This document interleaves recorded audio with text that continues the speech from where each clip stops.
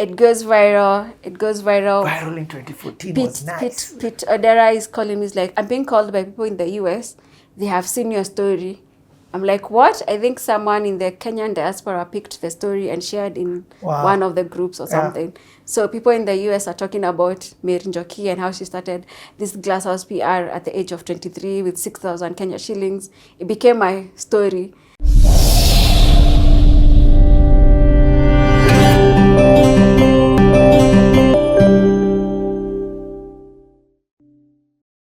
CTO with Mary, video 8. Wamai just asked a very good question. What is BNI? Business? It's Business Networking International. It's a platform where businessmen would come to network over breakfast. Yes. So they'd meet from 6:30 to 8:30 a.m. I think they still do it, but then it was quite impactful for small businesses. Businessmen and women? And women, yes. Yeah. Okay, and it was very early in the morning? Yeah, very early in the morning. That's why I used to leave my village at 3 a.m. Yeah. Yeah. My former partner once attended me, nilikuwa nalala. Yeah. Anyway. Well, I think I forgot to share this. How when I went for the first BNI, I was so amazed. I'd never been to such a hotel. Yes, Pan-Afric hotel, and then the breakfast. It was just so amazing. The girl from the village. It was just amazing being there that particular time. Wow. But then it also again dismantled some of the ideologies or some of the things that I thought were impossible were demolished at that particular point in my mind. Yeah. CT actually used to shoot at Pan-Afric. Oh, wow. In fact, a big shout out to Massimo Tuku. She used to really treat us well. Okay. So I understand what you're saying. Yeah. Okay, back to your story. Yeah. In this place, you have moved now to Lavington. Yes. But it doesn't sound like you have clients. So this place where you're meeting your aunt was just a particular conference? It was an event, yes, for women in business. Women in business. Women, yeah, it was called Women something, Forum.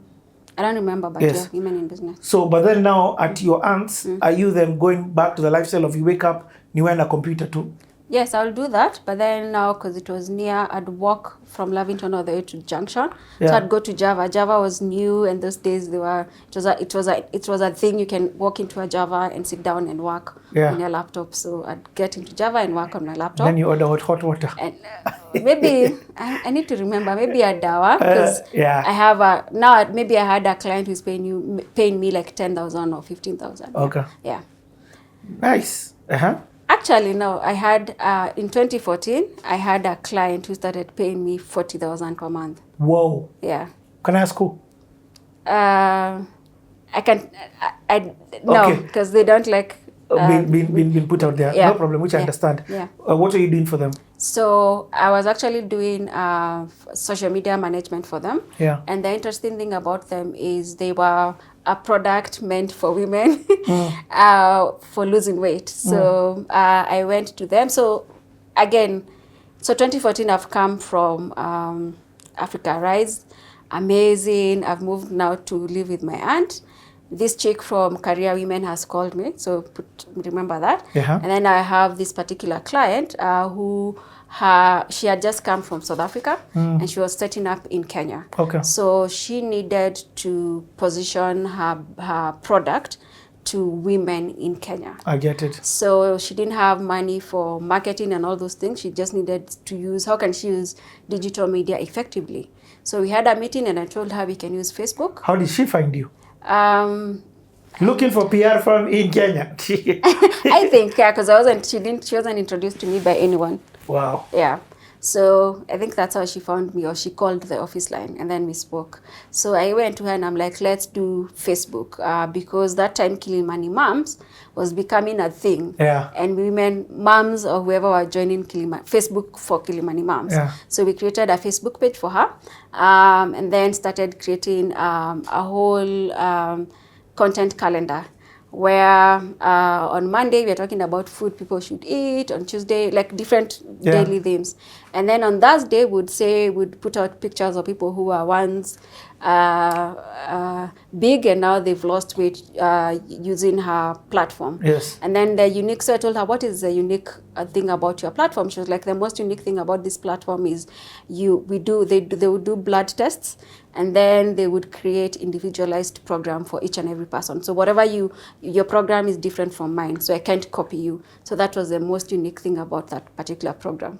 Wow. Yeah, so I got excited because I'm like, wow, remember there's a sale aspect that I have, and then this is an SME. They're coming to a PR firm, but I also understand they want to sell, and they want, at the end of the day, they want to sell. Yeah. So one of the things I asked her, what are your PR objectives? She was like, I want to sell. I want to expand this business. I've just come to Kenya by myself, and it was a branch from South Africa. Now I'm the one representing it in Kenya, and I want to sell in Kenya. So it was so amazing. On Thursdays, I would be the one managing the social media pages, and only on Thursdays.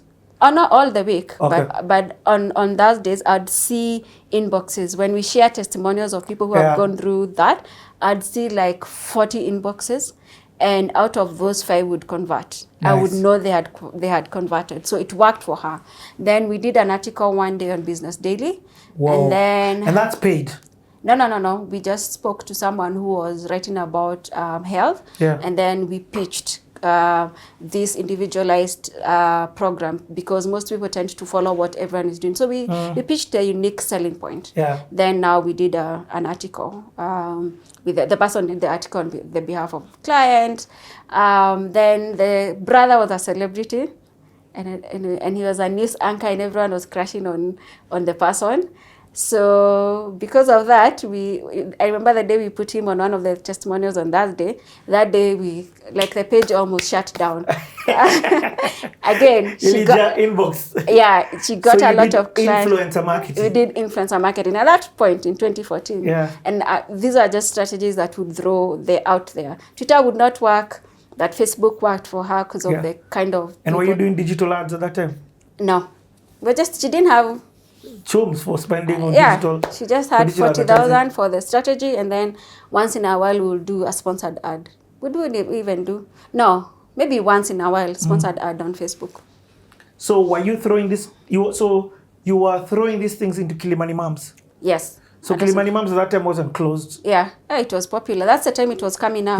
Yeah. So anybody and anyone who can go in and write? Yeah. At any time? Yeah. And people would be like, wow, they'd be following the page. Yeah. I'd be posting everywhere, everywhere. Those days, groups were a big thing on Facebook. Yeah. So I'll be posting on every group that I'm in. And she got a lot of clients. The story we tell, because it was our first SME, in 2 years' time, the business had grown by 750%. Wow. And she had opened branches in Tanzania and different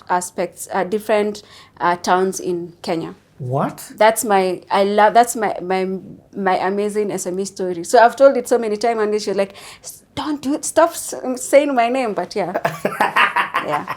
Well, we can Google. But you didn't say it.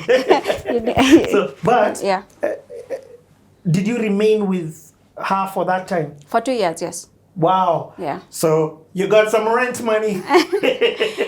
Or was it employee money now?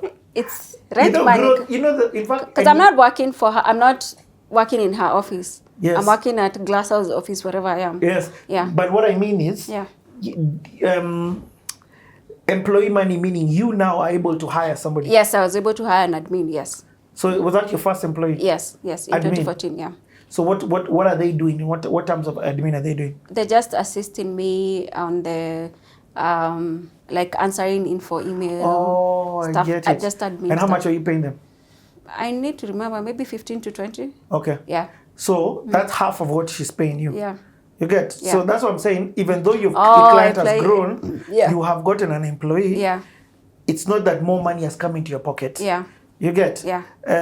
More money came. Yes, more money came, but then not directly to you. Yes. Because you've gotten an extra staff. Yeah. Yeah. Okay. So now the lady, so there's that client we have, our first client who was consistent. Then this lady does my story on career.com. And for some reason, it goes viral. Viral in 2014 was nice. Pete Odera is calling me. He's like, I'm being called by people in the US. They have seen your story I'm like, what? I think someone in the Kenyan diaspora picked the story and shared in one of the groups or something. So people in the US are talking about Mary Njoki and how she started this glasshouse PR at the age of 23 with 6,000 Kenya shillings. It became my story. Back in Kenya, some few people are talking about it. Tony Timasi calls me to do a story on Destiny Shapers. Wow. I'm the youngest person he's ever interviewed. We do like a semi-documentary in Garariga. We do a short documentary. Is that footage still online? It's on YouTube. So it's this footage right here. Nice. Yeah, so we go to Garariga, we do a short documentary, and that now accelerated growth because now I was approached by a real estate firm in Westlands who now are looking for PR services. Okay. And now these ones were willing to pay some more money. What's more money? 100K? How much did they start with? Maybe they started with 300 going up because they were per month because they were doing advertising, would do sponsored ads.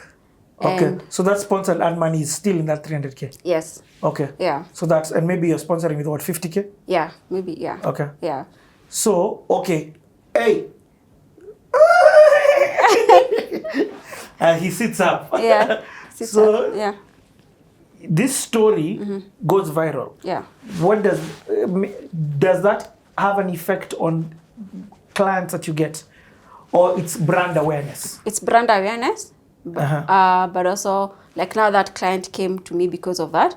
Okay. Though at some point it's very interesting because I remember now later in the year or 2015 when I was trying to travel, he owed us money, so we signed a contract, but it was up and down. Oh, yeah, I get what you mean. Yeah. Okay. So you're paid after 3 months, or you're not paid at all. Yeah. Yes. Was it a foreign-owned real estate company? No, it's a local. Local African? Yes. Okay. It's a Kenyan African person. Okay. Yes.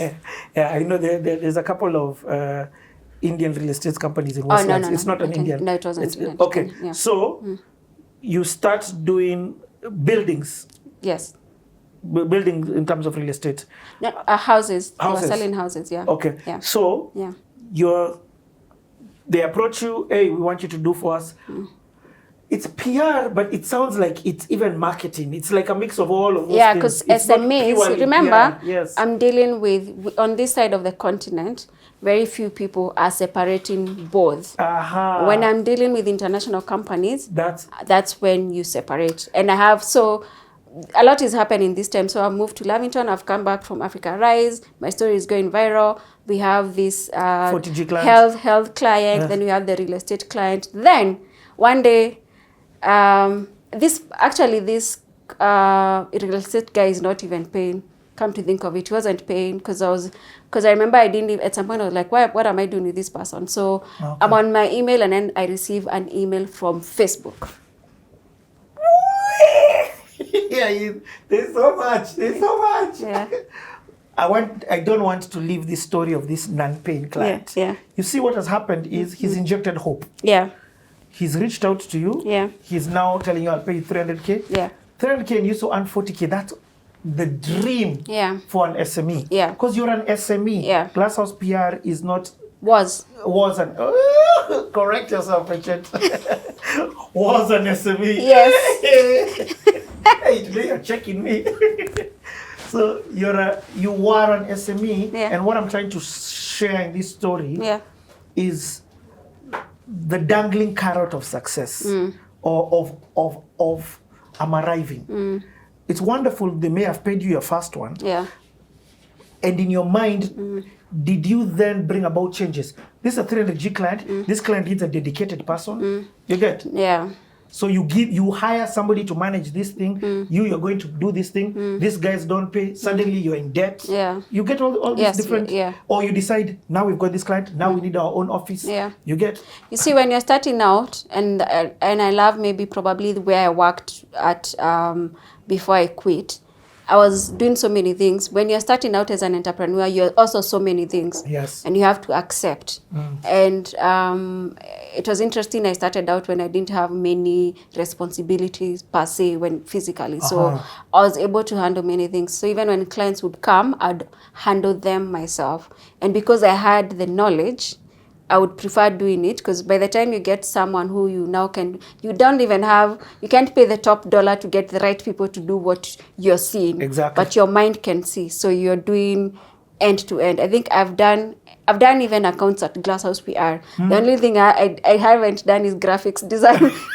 Come on, we don't agree. Yes. I'll maybe Canva I can, but I've done everything, whether it's IT, payroll, accounting, everything. Like I've played HR, I've played every role at Glasshouse. So what I'm hearing you say, at this time, you don't feel that the capacity is stretching enough for you to expand. Yeah. But also, is it then a fear mentality that if you get a client, if you get an employee, they'll lose your client for you? Yeah, there's that, and also this client you have is not consistent. Yeah. So it is fear. No, not even fear. It's analysis of them. Yeah. Your cash flows. Yeah. Cash flow management. Yeah, or even getting the right people as well, because talent is also a huge thing. Because I tried to get people to help me around that period, but then you wouldn't get the right person. I'd end up doing the job myself. Yeah. That's touching. Yeah. So for this client, you still, even though they're like this, you see, they're like this in payment, but work is still being done. Yes. So you are the one who's doing the posting, the strategy. Yeah, I would do the strategy. I had this person who was helping me now post. Now the admin. Yeah. Okay, so this admin wasn't just responding to messages, but also they became social media manager. Yeah, they'd help me. Okay. Yeah. Content creation, you're getting all content from client. Yes. Captions we are writing. Yes, so in terms of copywriting, you're the one who's coming up with what is going to be written. Yeah. For context, this is pre-chat GTP. You have to use your brain to come up with these things. Up with things. Yes, meaning that's a talent. That's what you're talking about. Yeah.